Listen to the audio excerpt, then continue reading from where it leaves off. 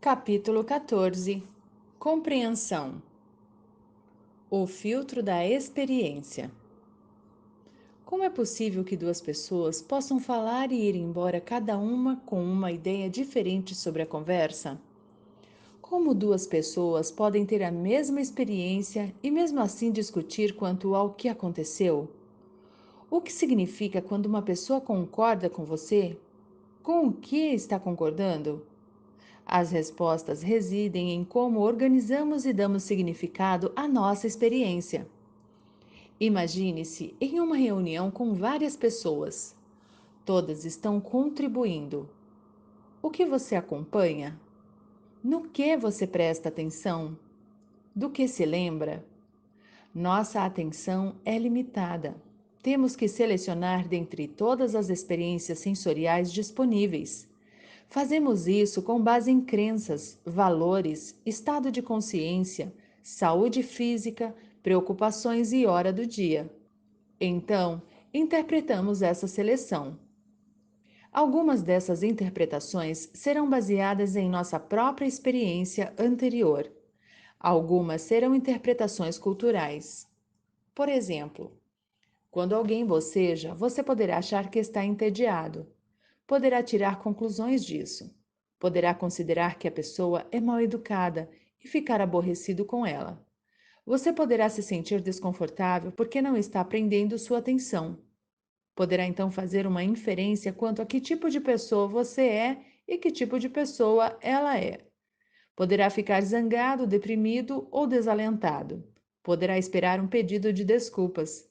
Poderá concluir que a pessoa simplesmente estava cansada. Poderá optar por descartar o incidente inteiramente. Todos os seus pensamentos e suas ações seguiriam a partir de sua interpretação da ação original. Você reage a seu significado, não ao que a outra pessoa pretendia, porque você não sabe a intenção dela. Você não pode saber seu processo de raciocínio. Ele está trancafiado por trás de seus olhos. O significado é criado pela pessoa que experimenta o evento. Interpretamos tudo de maneira pessoal. Experiência possível, todas as visões, todos os sons e sentimentos possíveis que poderíamos ter experimentado.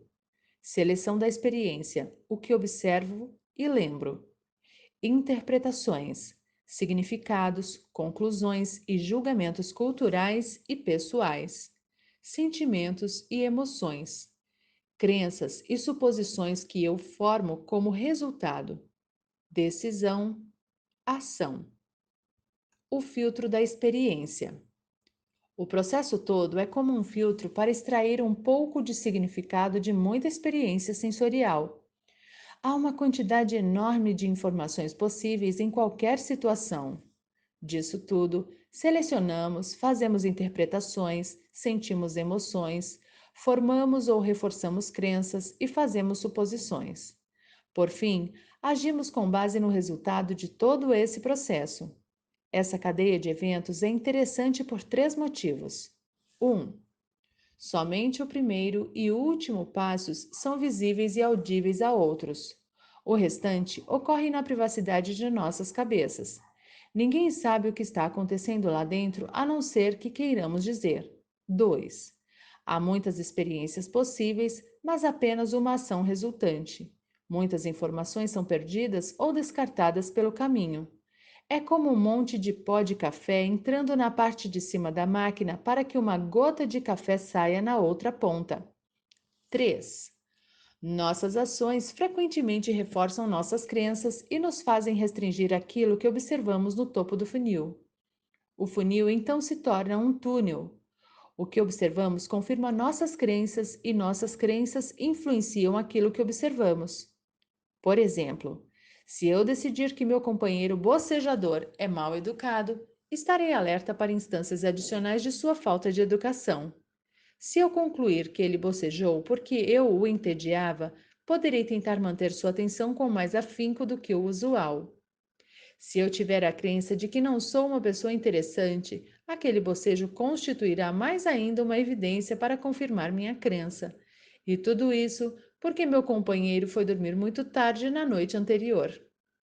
Existem três maneiras de evitar mal-entendidos especialmente quando nos sentimos magoados por nossa interpretação do que outra pessoa fez ou disse.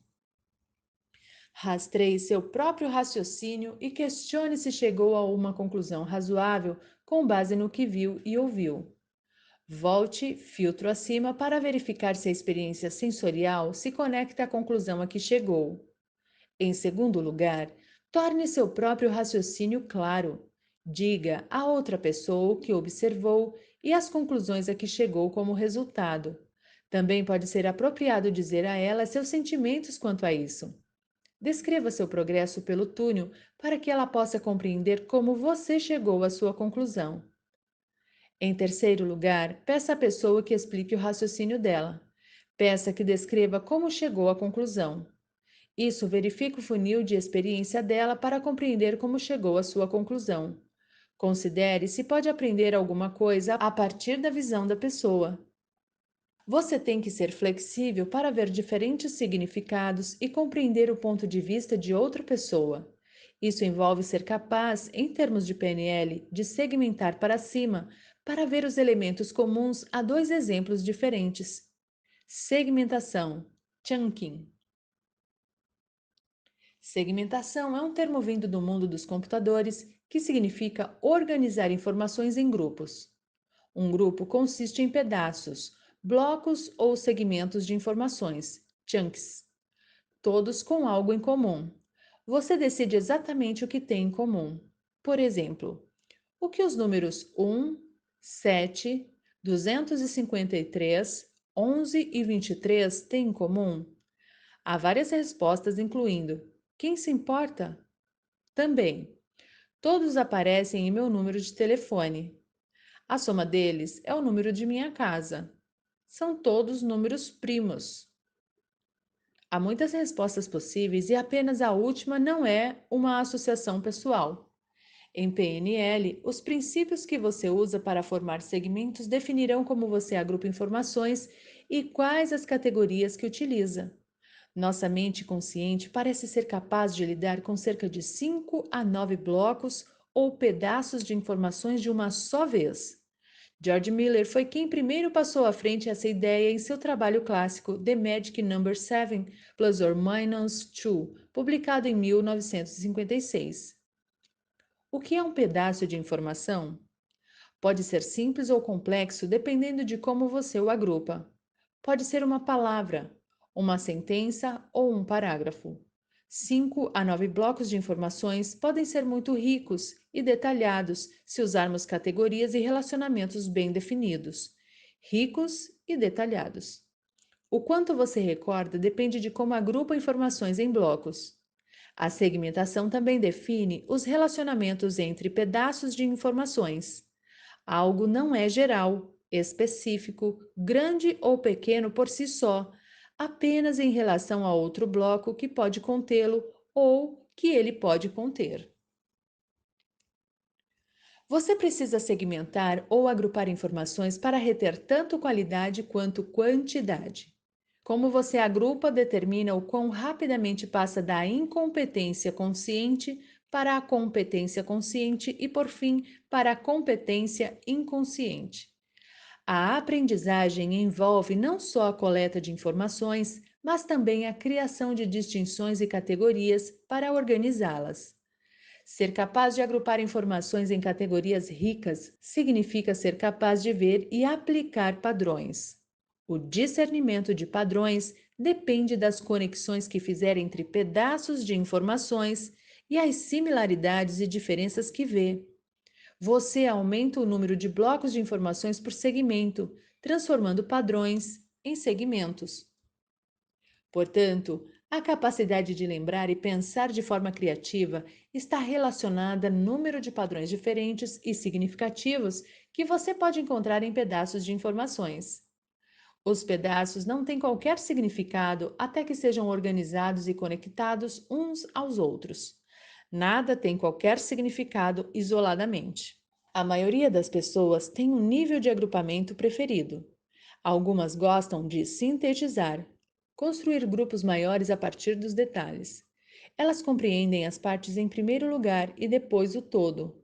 Outros gostam de analisar, Gostam de começar pelos segmentos maiores e depois abordar as partes menores. Compreendem primeiro o todo e depois as partes. Segmentação para cima. A segmentação para cima se move do específico para o geral. Você começa pelas partes menores e se move para cima em direção às maiores. Você pode segmentar para cima da parte para o todo, por exemplo, do cabelo para a cabeça. Você pode segmentar para cima de um exemplo para a classe que contém o exemplo, por exemplo, do carro para o meio de transporte. Para segmentar para cima da parte para o todo, pergunte: de que todo isto é parte? Para segmentar para cima de um exemplo para uma classe, pergunte: de que classe isto é um exemplo? Para segmentar para cima partindo de um resultado, pergunte: se obtive este resultado, o que isso obteria para mim? Para segmentar para cima partindo de um comportamento, pergunte: qual a intenção por trás deste comportamento? A segmentação para cima da parte para o todo chama-se síntese. Ajuda você a compreender o todo vendo como é constituído de partes e como as partes se relacionam. Quando você segmenta para cima, obtém uma categoria ou um objeto que contém um segmento menor, mas que também contém outros exemplos ou outras partes daquela categoria ou daquele objeto. Portanto, segmentar para cima é uma forma de criar escolhas mais amplas e mais espaço mental. Segmentação para baixo. Mover do geral para o específico é chamado de segmentar para baixo. Você pode segmentar para baixo do todo para uma parte, por exemplo, do carro para o motor. Você pode segmentar para baixo de uma classe para um membro específico daquela classe, por exemplo, do pensamento para o pensamento visual. Para segmentar para baixo do todo para a parte, pergunte: o que é parte deste todo? Para segmentar para baixo de uma classe para um exemplo, pergunte: o que é um exemplo desta classe? Para segmentar para baixo a partir de um resultado, pergunte: o que me impede de alcançar este resultado? Para segmentar para baixo a partir de uma intenção, pergunte: que outro comportamento também satisfaria esta intenção? Segmentar para baixo do todo para a parte é análise. A análise ajuda a compreender as partes relacionando-as ao todo. Segmentar para baixo ajuda você a ser mais específico e preciso. Segmentação para o lado. Você segmenta para o lado indo de um membro de uma classe para outro membro da mesma classe, ou de uma parte do todo para outra parte do mesmo todo. Por exemplo, do ônibus para o táxi, ambos meios de transporte público, ou do bolso para o colarinho, ambos partes de uma camisa. Segmentar para o lado é um tanto semelhante à livre associação. Quando você associa livremente, cria conexões entre dois objetos aparentemente não relacionados, por exemplo, de Ford para Bush, ambos presidentes dos Estados Unidos da América, ou de arbusto para bicicleta, ambas coisas que existem em meu quintal. Você tem que segmentar para cima para poder segmentar para o lado, porque tem que concordar com o nível superior antes de encontrar outro exemplo ou parte daquela categoria. Por exemplo, você poderia segmentar para o lado de barramento para porta serial, ambos dispositivos de um computador, ou de ônibus para bonde, ambos meios de transporte, ou de bonde para conde, ambas palavras de 5 letras na língua portuguesa. Você poderia segmentar para o lado de mecha para repartido, ambos parte de um penteado, ou de fechadura para dobradiça, ambas partes de uma porta, ou de fechadura para alarme antirroubo, ambos dispositivos de segurança. Agora fica fácil ver como mal-entendidos podem ocorrer, a não ser que duas pessoas tenham concordado com a mesma segmentação para cima, podem ir em direções completamente diferentes a partir de qualquer ponto de partida. As coisas pioram se vocês pensarem que têm a mesma segmentação para cima, mas na verdade não têm. Volante, Ford, carro, meios de transporte. Segmentação para cima. volante, Ford.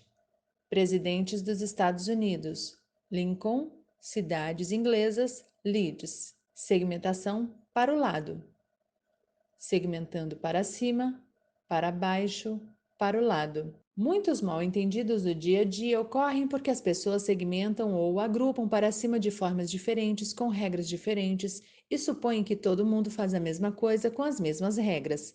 Quando as regras não forem explícitas, criarão confusão. Linguagem de segmentação. O modelo Milton é um exemplo de segmentação de linguagem para cima. Vai do específico para o geral. O metamodelo segmenta a linguagem para baixo. Vai do geral para o específico. A metáfora é um exemplo de segmentação de linguagem para o lado. Compara uma experiência a outra através da metáfora, símile ou analogia. Linguagem. Metáfora, linguagem, segmentação para cima, modelo Milton, segmentação para o lado, metáfora, segmentação para baixo, metamodelo. Negociação e mediação. Todos nós vemos o mundo de forma diferente. Todos temos diferentes experiências de vida e, portanto, atribuímos diferentes significados ao que acontece. Todos estamos perseguindo nossos resultados e frequentemente entramos em conflito com outros que perseguem os seus resultados. No entanto, todos temos que conviver. Assim, quando duas pessoas desejam coisas diferentes, elas negociam, se engajam em uma busca conjunta por uma solução que esperam satisfaça a ambas. Em contrapartida, há uma composição que deixará ambas insatisfeitas, mas que, não obstante, pode ser o melhor resultado oferecido. A negociação apara as arestas de nossos resultados à medida que nos movemos pelo mundo de outras pessoas e de seus resultados. A negociação é central para a boa comunicação. Uma negociação ou mediação é uma busca conjunta por uma solução. Você negocia quando defende seu caso. Você media quando facilita a busca por uma solução entre outras partes. Na negociação, seu objetivo é obter o que deseja de outros, dando-lhes o que querem. Na mediação, seu resultado é que as outras partes cheguem a um acordo e obtenham o que desejam. Sem um acordo para buscar um acordo, tanto a negociação quanto a mediação são inúteis. São mais bem conduzidas como um jogo de soma não zero. Em outras palavras, alguém não precisa perder para que outra pessoa ganhe. Ganhar e perder não se anulam dando zero. Ambos podem ganhar. Eis algumas diretrizes para a negociação. Antes da negociação, estabeleça seu próprio resultado. Esteja claro quando aos seus limites máximos e mínimos para um acordo. Estabeleça seu mapa, melhor alternativa para acordo negociado. Em outras palavras, o que você fará se não houver acordo? Nem tudo é negociável. Estabeleça a evidência para o seu resultado. De que evidências específicas você necessita para saber que alcançou seu resultado? É de longo ou curto prazo? Prepare um estado com recursos. A qualidade de suas habilidades de negociação depende de seu estado no momento. Use suas habilidades de ancoragem e controle de estado para estabelecer e manter uma boa fisiologia e um estado com recursos. Durante a negociação, mantenha um estado com recursos. Use âncoras e mantenha uma fisiologia com recursos. Se a negociação parecer estar indo mal, atente para seu estado em primeiro lugar. Estabeleça e mantenha rapport. Use equiparação corporal e de voz se for apropriado. Faça o acompanhamento das crenças, dos valores e da identidade da outra pessoa. Diferencie entre compreendê-la e concordar com ela. Rapport não significa que você tenha que concordar com a outra pessoa em questão alguma, apenas que respeita e reconhece a posição dela. Use posições perceptuais diferentes. Seja claro quanto à sua primeira posição. Use a segunda posição para obter compreensão e a terceira posição para rastrear o relacionamento e o curso da negociação. Faça perguntas e busque compreensão. Compreender a posição da outra pessoa lhe dá uma melhor chance de encontrar uma solução. Segmente para cima para uma área de entendimento comum e acordo no nível mais elevado que for necessário. Essa é uma habilidade-chave em negociação. Você segmenta para cima partindo dos pontos específicos do desentendimento para algo com o qual ambos possam concordar, a não ser que ambos possam encontrar uma área compartilhada de entendimento, a negociação está fadada ao fracasso. Segmente para baixo partindo do entendimento comum e acordo para questões específicas.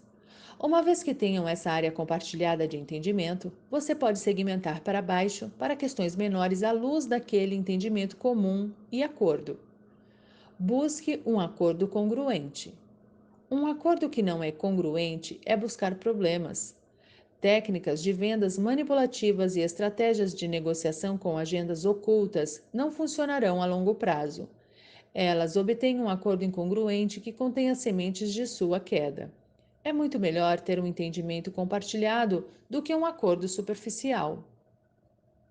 Após a negociação, desentendimentos específicos. Segmentar para cima. Acordo compartilhado. Acordos específicos. Segmentar para baixo. Estabeleça um procedimento de evidência independente das partes envolvidas. Como saberá que o acordo é eficaz? Você poderá precisar de uma terceira parte independente que represente uma terceira posição ou um corretor honesto para verificar se o acordo está funcionando.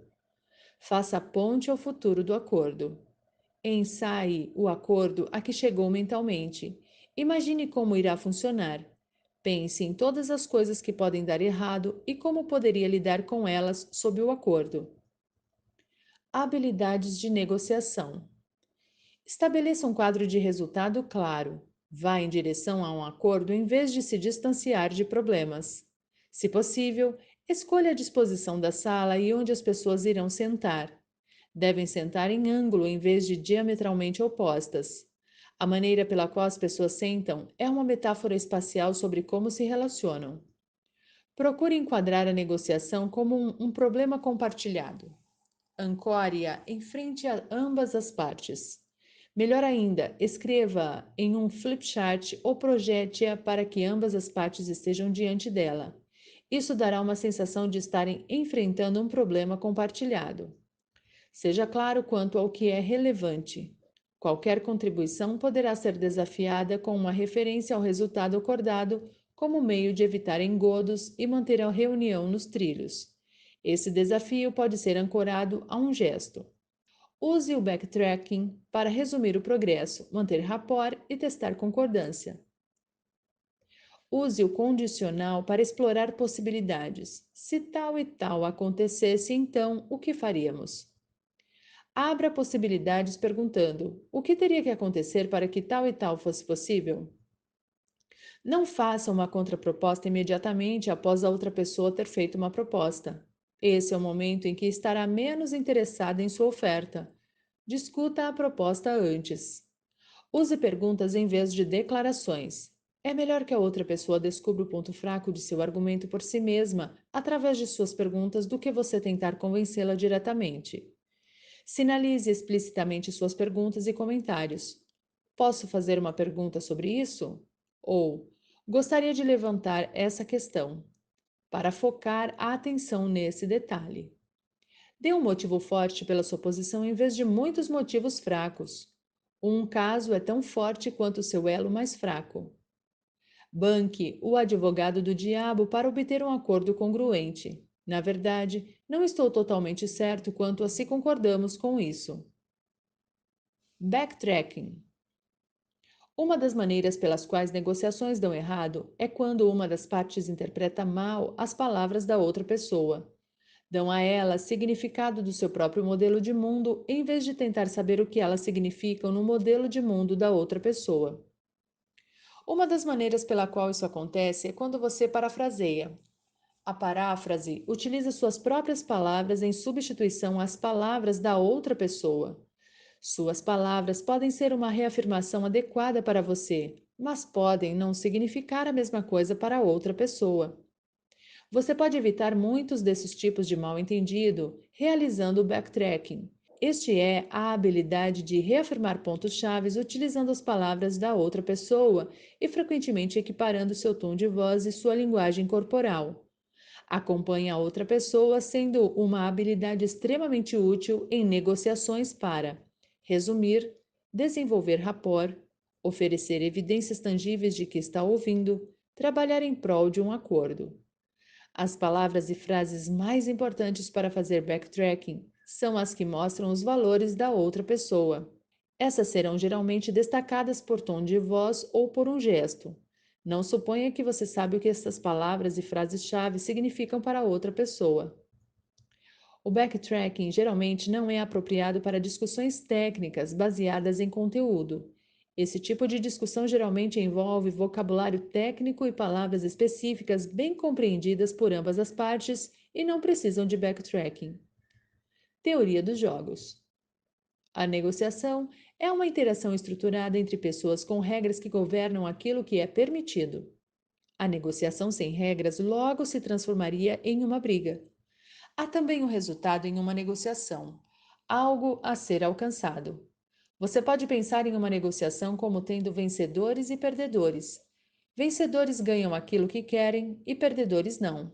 Mas pode não ser tão simples. Por exemplo, você pode vencer uma negociação e obter o que deseja, mas perder a discussão ou o apoio público porque não jogou conforme as regras. Nas eleições presidenciais norte-americanas entre Al Gore e George W. Bush, ambos queriam vencer as eleições, mas nenhum dos dois queria ser percebido como um perdedor litigioso ou um presidente sem mandato, nem pôr em risco a Constituição dos Estados Unidos na disputa acirrada. De muitas formas, a negociação pode ser vista como um jogo. A teoria dos jogos da psicologia tem se desenvolvido para explorar a negociação, especialmente as regras das negociações políticas internacionais. Os jogos podem ser coisa muito séria. Existem quatro principais tipos de jogos. Sempre que entrar em uma negociação, e isso ocorre toda vez que estiver lidando com outra pessoa para obter seu resultado, vale a pena manter essas distinções em mente. Jogos sem fim. Não tem regras para mudar suas regras. Os participantes não têm uma perspectiva externa do jogo e de suas ações. Quando enfrentarem uma situação na qual as regras existentes forem inadequadas, continuarão com as mesmas respostas. Isso é como aprendizagem de loop simples. Ver capítulo 3. Uma das regras de um jogo sem fim é que não é um jogo, é coisa séria. Outra regra é que você não pode mudar as regras. Jogos sem fim podem se tornar armadilhas duplas, onde não há escolhas, mas todas as escolhas levam a um resultado indesejável e você tem que jogar. Participantes desses jogos jogam dentro de limites bem definidos. Meta-jogos. Tem meta-regras adequadas, ou seja, regras para mudar suas regras. Isso quer dizer que quando uma organização ou pessoa se depara com uma situação na qual as regras e, portanto, as ações forem inadequadas, poderá mudá-las ou formular novas regras. Isso permite evolução e resolução. Metajogos implicam uma terceira posição percentual, uma posição externa a qualquer posição de conflito. Um árbitro ou mediador pode assumir essa posição. Participantes de metajogos jogam com limites, e isso se assemelha à aprendizagem generativa, ver capítulo 3. Jogos de soma zero devem ter um vencedor e um perdedor. O vencedor vence às custas do perdedor, portanto, os recursos são percebidos como escassos, quer sejam ou não. Exemplos de jogos de soma zero são o xadrez, eleições, pôquer e corridas de cavalos. Qualquer comunicação pode ser percebida como um jogo de soma zero. Em um jogo de soma zero, você sempre procura ocultar sua estratégia. Seja o que for que prejudique o outro participante, é bom para você. Jogos de soma zero tendem a acabar por se tornarem jogos de ganhar-perder, perder-ganhar ou perder-perder. Jogos de soma não zero. Não tem perdedor nem vencedor. Todos os participantes podem se dar bem ou mal. Esses jogos se baseiam em cooperação além de em competição. É possível ganhar sem derrotar outros. Exemplos de jogos de soma não zero são ecologias, economias, mercados e sistemas de crenças. Jogos de soma não zero podem acabar se tornando jogos ganhar-ganhar.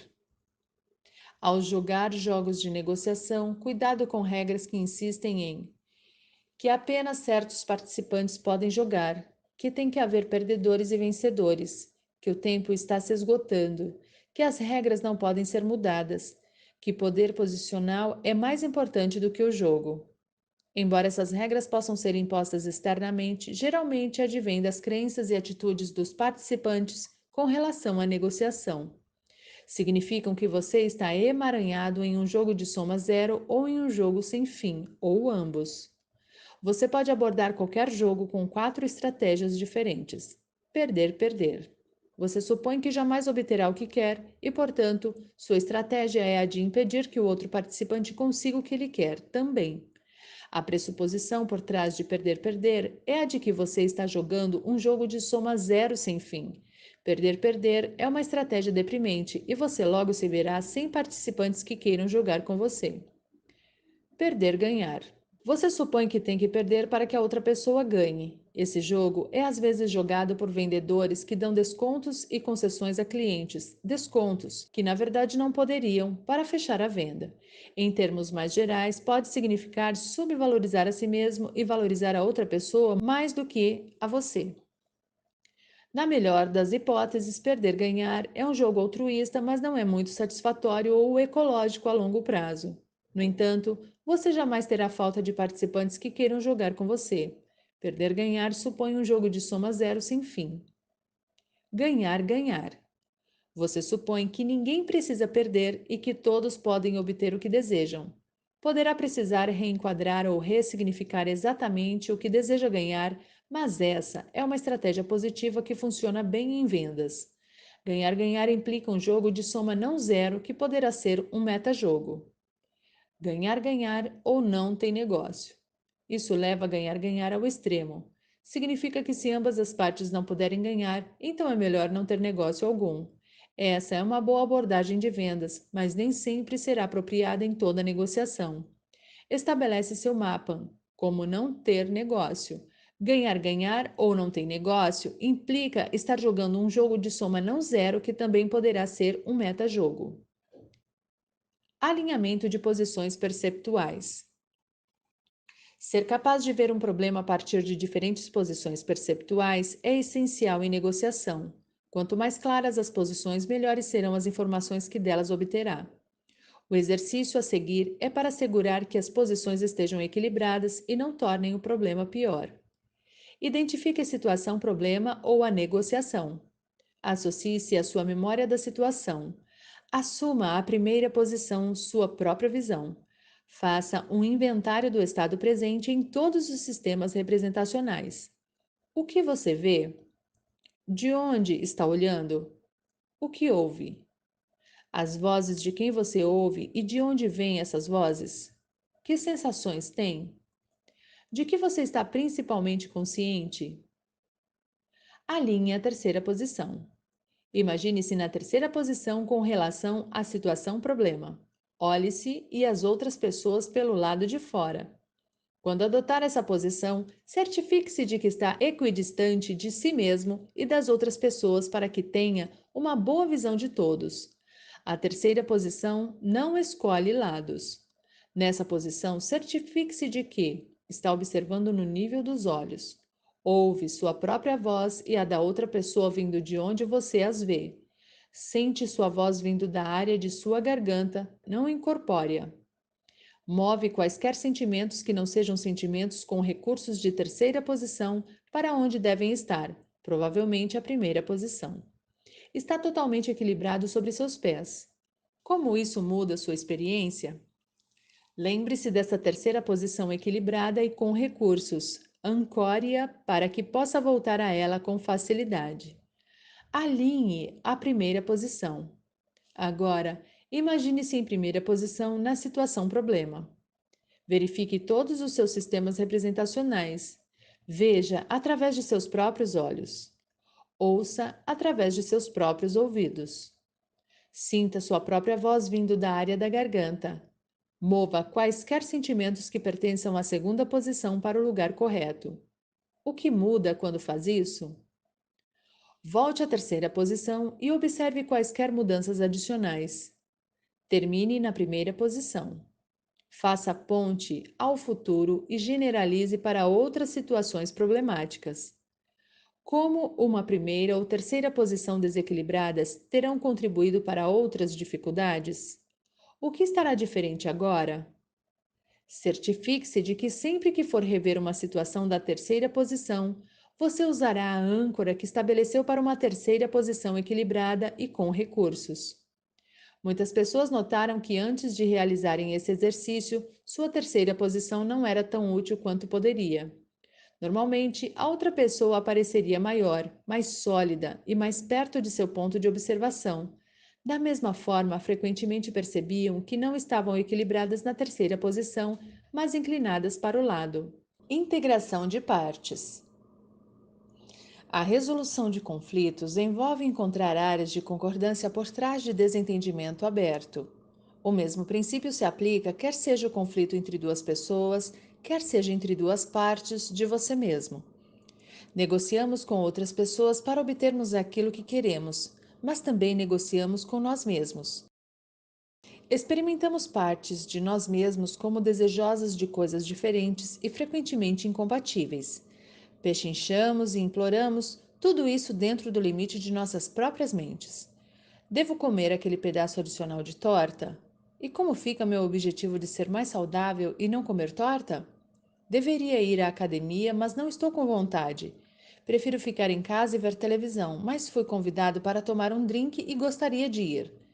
Quero comprar aquela calça da moda, mas aí não poderei comprar aquela camisa que também quero. E assim vai. Somos uma pessoa inteira, na verdade. Não temos partes, mas colocamos nossa energia em diferentes expressões de nós mesmos e em resultados diferentes. E quando essas expressões e resultados são incompatíveis, nos sentimos divididos em partes. Partes é uma metáfora para como nos sentimos. As partes podem se expressar ao mesmo tempo, caso em que somos simultaneamente incongruentes. Podemos ficar paralisados com partes em guerra, nenhuma forte o suficiente para sobrepujar a outra. Às vezes, uma parte é triunfante, mas não nos sentimos à vontade. A parte derrotada perdeu a batalha, mas continua a guerra. Essa parte ainda é nossa e tem necessidades que devem ser respeitadas. As partes podem se alternar. A primeira está em vantagem, depois a outra. Então seremos sequencialmente incongruentes e poderemos agir de forma muito diferente de um dia para outro. Partes se expressam no comportamento. Por exemplo, uma parte de nós pode querer trabalhar enquanto outra deseja sentar-se com um drink e relaxar. Você pode acabar trabalhando de forma distraída, simultaneamente incongruente, ou relaxar e sentir-se culpado e então trabalhar e sentir-se frustrado, sequencialmente incongruente. A distração, a culpa e a frustração vêm da parte negligenciada, engajando-se em um pouco de guerra de guerrilha. Com partes conflitantes em guerra, você não será feliz, não importa o que faça. Outros exemplos comuns são quando uma parte quer agradar as pessoas, enquanto a outra se ressente das demandas que fazem. A maneira de curar essa experiência subjetiva de sentir-se dividido é a mesma que você usaria para mediar entre pessoas ou grupos. Acompanhe cada parte. O que desejam? Honre a intenção positiva. Cada uma está tentando obter algo importante. Segmente para cima até chegar a um nível no qual ambas concordem. Segmente de volta para baixo e resolva o problema com referência ao acordo compartilhado. Use a ressignificação ou reenquadramento de negociação a seguir para explorar as exigências de duas ou mais partes conflitantes. Negociação interna, lidando com partes conflitantes. Comece assumindo a terceira posição com relação à sua experiência. Torne-se um mediador habilidoso. Identifique as partes e dê um nome a cada uma. Separe-as espacialmente. Imagine uma à sua esquerda e outra à sua direita. Desenvolva uma representação de cada parte visual, auditiva e sinestesicamente. Como seriam? Como soariam? Que palavras ou frases diriam? Como se sentiriam ao toque? Que tipos de sensação estão associados a cada uma? Observe como se sente em relação a cada uma e se isso ameaça sua imparcialidade como mediador. Encontre a intenção positiva de cada parte, segmentando para cima. Faça isso com uma parte de cada vez. Comece perguntando: o que essa parte quer? Depois pergunte: suponha que tivesse isso, o que isso lhe proporcionaria? Continue segmentando para cima até atingir um nível suficientemente elevado de intenção positiva. Encontre a intenção positiva da outra parte da mesma forma. Trate cada parte como trataria uma pessoa, com cortesia e respeito. Avalie as duas intenções positivas. Onde se encontram? Em que as duas partes podem concordar? Ambas as partes são valiosas e ambas as partes são necessárias. Ambas merecem obter o que desejam. Nenhuma das partes precisa abrir mão de coisa alguma para concordarem em um nível elevado de intenção positiva. Cada uma das partes precisa da outra para obter o que quer. O conflito entre as duas significa que nenhuma delas está conseguindo o que quer naquele momento.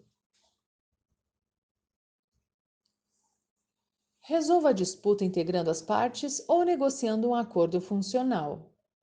As partes podem precisar ficar afastadas nesse estágio. Caso positivo, organize o seu tempo, seu esforço e seus recursos para que ambas possam trabalhar em conjunto, obter o que querem e não frustrar uma a outra. Você também poderá querer integrar as partes. Traga as partes juntas para dentro de você mesmo da forma que parece ser mais apropriada. Talvez como dois sons se fundindo em um. Talvez como duas imagens se juntando. Talvez como dois feixes de luz. Uma boa maneira de integrar é imaginar uma parte em sua mão direita e outra em sua mão esquerda e juntar as mãos como metáfora para a integração. Permita algum tempo para a integração. Que diferença isso fez? Como se sente? Faça a ponte ao futuro. Como será diferente da próxima vez que surgir uma situação na qual havia conflito anteriormente? Congruência e incongruência. Às vezes, todas as nossas partes concordarão quanto a alguma coisa e teremos certeza do que fazer. Seremos congruentes. Em outras ocasiões, oscilaremos entre exigências conflitantes e não saberemos o que fazer.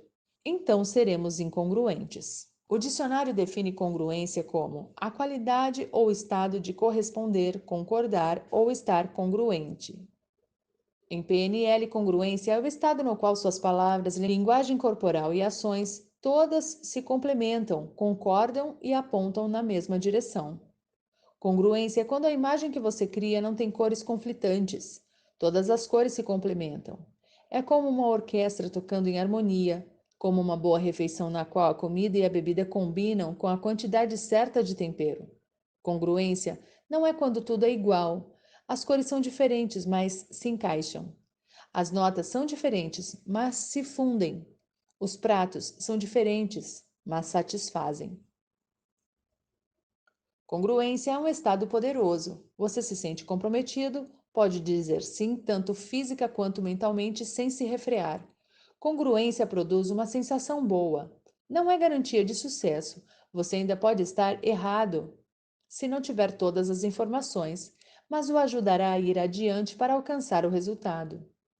Incongruência significa não se sentir alinhado. Alguma coisa não se encaixa, você tem vontade de parar, não consegue se comprometer totalmente. Todos nós conhecemos esse estado e todos temos um sinal de incongruência que nos avisa que não estamos prontos para nos comprometermos inteiramente. Congruência sim, incongruência sim, mas congruência não. Incongruência é o mas em sim, mas. Congruência e incongruência não são estados tão separados como duas extremidades opostas de um continuum. Raramente estamos completamente congruentes, mas quando estamos, é um estado poderoso que nos dá boas chances de sucesso. Incongruência não é ruim. É tão valiosa quanto a congruência. Diz a você que alguma coisa ainda não está certa. É muito útil saber quando você está incongruente. Mostra-lhe que ainda precisa fazer alguma coisa para poder se comprometer. Os recursos de que necessita podem estar em qualquer nível neurológico. Você pode estar precisando de mais informações. Ambiente. Você pode ter as informações, mas não saber como agir. comportamento. Você pode saber o que fazer, mas duvida de sua habilidade, capacidade. Você pode ter a habilidade, mas não acreditar no projeto ou pode não ser prioridade para você, crenças e valores. Você pode acreditar nele, mas pode não se encaixar com o senso de quem você é, identidade. A incongruência pode manifestar-se externamente no duelo entre palavras e linguagem corporal, por exemplo, dizer sim em um tom de voz duvidoso. Também pode manifestar-se internamente entre sistemas representacionais, por exemplo, posso ver que é uma boa ideia, mas algo me diz que não vai funcionar. Se você estiver incongruente, é melhor que saiba disso. Incongruência despercebida fará com que você sabote sua própria chance de sucesso. Por exemplo, dormir demais e perder uma importante entrevista de emprego que você pensava que queria, mas sabe que significaria deixar a segurança do emprego que tem agora. Incongruência pode ser sequencial ou simultânea. Incongruência sequencial é quando você faz alguma coisa e se arrepende, diz que não a fará de novo e então repete a ação. É como se uma parte de você estivesse no comando em um momento fizesse a ação e então outra parte assumisse o comando e se arrependesse. As diferentes partes têm valores diferentes. Por exemplo, você come uma enorme barra de chocolate e depois se sente mal e jura que jamais fará uma besteira dessas de novo. Até a próxima vez. O exemplo extremo de incongruência sequencial é disfunção de personalidade múltipla, DPM. Lide com sua própria incongruência sequencial, negociando com as partes conflitantes de si mesmo, como descrito na sessão anterior. Lide com a incongruência sequencial de outra pessoa, mostrando para ela, se for apropriado, e permitindo que responda. Você pode precisar verificar sua compreensão com a pessoa. Por exemplo, semana passada você disse que queria realizar esse projeto comigo e era de alta prioridade, mas toda vez que eu lhe perguntei essa semana, você disse que estava ocupado demais. Estou confuso. Parece que estou obtendo duas mensagens diferentes aqui. Você pode me ajudar a compreender isso? O que realmente quer de mim? Incongruência simultânea é quando você expressa duas ideias conflitantes ao mesmo tempo, dizendo, por exemplo, isso é muito bom, em um tom de voz duvidoso, ou concordando ao mesmo tempo em que balança a cabeça sinalizando não. Perceber uma incongruência simultânea causa muita confusão, especialmente em crianças, quando pode levá-las a um duplo vínculo no qual as escolhas são incongruentes, mas não lhes é permitido questionar as escolhas. Lide com suas próprias incongruências simultâneas, adotando uma meta-posição. Por exemplo, ouvi você dizer que gostava de meu plano, mas ao mesmo tempo vi você balançar a cabeça. Estou confuso. O que realmente acha de meu plano? Ele precisa de mudanças? É fácil saber quando você está completamente congruente e quando está completamente incongruente. O exercício a seguir lhe dará um meio de saber seu grau de congruência quando não for tão óbvio assim. Identificando seu sinal de congruência. Identifique um momento em que estava congruente, quando realmente queria um resultado e estava comprometido com ele. Isso não precisa ser um evento significativo. Pode ser um pequeno exemplo da vida diária, por exemplo, quando você queria assistir a um filme. Com frequência, encontrará exemplos poderosos de congruência em sua infância, momentos em que realmente queria algo, mesmo que não o tenha obtido. Você alguma vez realmente quis um determinado presente de Natal? Ao sentir esse estado de congruência, faça um inventário interno. Anote suas imagens, os sons e sentimentos internos e suas submodalidades importantes. Dê atenção especial ao tom de qualquer voz interna e à localização e à pressão das sensações sinestésicas. Escolha mais dois exemplos de congruência de seu passado e repita o inventário. Essas experiências podem ser completamente diferentes. Tudo o que tem em comum é que você se sentia congruente. Reveja seus inventários de todas as três experiências. O que eles têm em comum? A localização da sensação, o tom da voz interna, a qualidade da imagem? Quando souber qual a qualidade que essas três experiências têm em comum, tente reproduzir exatamente aquele sinal, sem acessar qualquer estado de congruência ou voltar para as recordações. Tente fazer com que aconteça.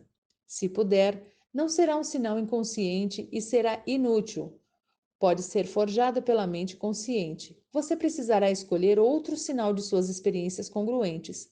Quando tiver um sinal visual, auditivo ou sinestésico que não puder manufaturar conscientemente, este será seu sinal de congruência.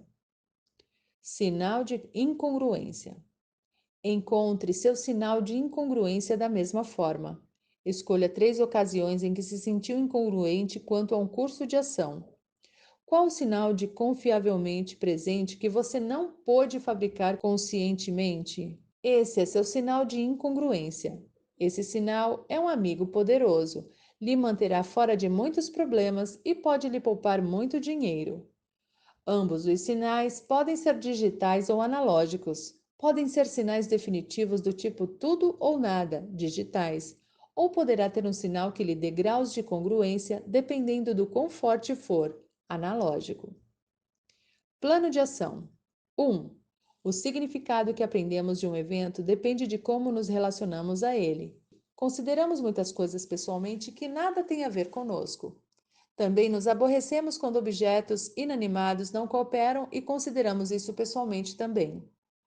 Amaldiçoamos o computador quando ele dá pau. Um carro que não pega é enfurecedor. Quanto mais dependemos de nossa tecnologia e quanto mais amigável for ao usuário, mais irritante é quando não funciona direito. A tecnologia, na verdade, somente é realmente amigável ao usuário quando funciona. Quando não funciona, torna-se hostil ao usuário. Da próxima vez que um objeto inanimado não cooperar, pare. Respire fundo, entenda que não está querendo agredi-lo. Não tem qualquer intenção nem positiva, nem negativa. Quais os passos você precisa dar para desenrolar a situação? 2. Nossa própria experiência é frequentemente fragmentada e as diferentes partes parecem querer coisas diferentes. Na verdade, não temos partes, mas despejamos nossa própria energia em diferentes formas de perceber o mundo com resultados diferentes. Esse é um processo natural e você pode usá-lo como recurso. Crie um painel consultivo interno para ajudá-lo em qualquer área da vida. Escolha um consultor para as seguintes áreas de sua vida: autodesenvolvimento, saúde, carreira ou trabalho profissional, diversão e recreação, vida espiritual, dinheiro, relacionamentos. Você pode escolher quem quiser, uma pessoa de verdade, quer a conheça ou não, uma personagem mitológica, um livro, um autor ou uma personagem de um filme ou de um livro. Sempre que precisar de conselhos, volte-se para aquela parte e peça: como responderiam? Você não precisa seguir o conselho, mas pode ser útil. Ao fazer isso, você está criando símbolos poderosos nos quais coloca sua energia como recurso em vez de como frustrações. Quando experimenta um conflito entre fazer uma de duas coisas, pense em que área de sua vida elas estão e, em vez de fazer com que essas duas partes briguem, substitua-as pelos 2 consultores que representam essas partes de sua vida. Terão uma negociação muito mais civilizada. 3. Partes se expressam naquilo que você diz. Você pode fazer uma declaração e então outra parte de você a descartar em uma demonstração de incongruência sequencial. A palavra mas é a principal maneira pela qual isso acontece. A palavra mas tem 2 gumes. Ela imediatamente age contra aquilo que a precede e introduz conflito. Por exemplo, se você diz tentarei fazer isso, mas será difícil, você terá tomado o poder da primeira parte da sentença. Mas é o sinal de que outra parte de você está ativa em oposição ao que acabou de dizer. Elimine o mas de sua maneira de falar. Substitua mas por e. Diga: tentarei fazer isso e será difícil. E é mais neutro. Mostra cooperação entre as duas metades da sentença em vez de conflito. Se for usar o mas, mude a ordem das sentenças buscando uma forma mais positiva de se expressar. Comece pelo negativo e depois o descarte com o positivo. Será difícil, mas tentarei fazê-lo. Isso faz uma enorme diferença. Imagine pedir às 2 pessoas que o ajudem. A primeira diz: será difícil, mas tentarei fazê-lo. A segunda diz: tentarei fazê-lo, mas será difícil. Quem você acha que será mais provável de ajudá-lo? 4. Use seu sinal de congruência. Comece com pequenas decisões e teste-o para ver o quão confiável é. Quanto mais usá-lo, mais fácil e confiável se tornará. Quando perceber que está incongruente, isso é uma informação muito valiosa. Se algo importante estiver em jogo, não vá adiante antes de ter resolvido a dificuldade. 5. Qual sua estratégia quando tem uma discussão? Você quer vencer o debate? Você quer provar que a outra pessoa está errada e fazer com que admita isso? Se uma dessas duas hipóteses estiver correta, você está em um jogo de soma zero. Você quer compreender o argumento da outra pessoa? Você quer uma melhor compreensão da questão? Essas o levarão para um jogo de soma não zero. Qual você prefere? Muitas discussões não são a respeito de pontos de vista opostos. Uma pessoa não discute com outra pessoa, discute sobre sua compreensão e sua interpretação dos pontos de vista da outra pessoa. Da próxima vez que estiver em uma discussão, pratique seu rastreamento inverso. Quando reservar tempo para rastreamento inverso em uma discussão, você apagará o estupim da emoção, fará com que a outra pessoa se sinta compreendida e, portanto, mais receptiva ao seu ponto de vista. Esclareça os pontos de vista da outra pessoa para que possa compreender o que está dizendo e rebater se for necessário, em vez de discutir um mal-entendido. 6. Assista ao filme Kramer versus Kramer em vídeo. Em que tipo de jogo as personagens interpretadas por Dustin Hoffman e Mary Streep estão engajados? O que diria para ajudá-las? Que táticas estão usando em sua negociação? 7. Quando estiver envolvido em desentendimentos, lembre-se desses princípios. Você tem o direito de ser quem você é e de sentir o que sente e de acreditar no que crê. Você tem direito a querer o que quer. Você não necessariamente tem o direito de obter o que quer. A maneira pela qual obtém o que quer é dar a outra pessoa o que ela quer, se possível. E isso pode não ser exatamente o que ela está pedindo.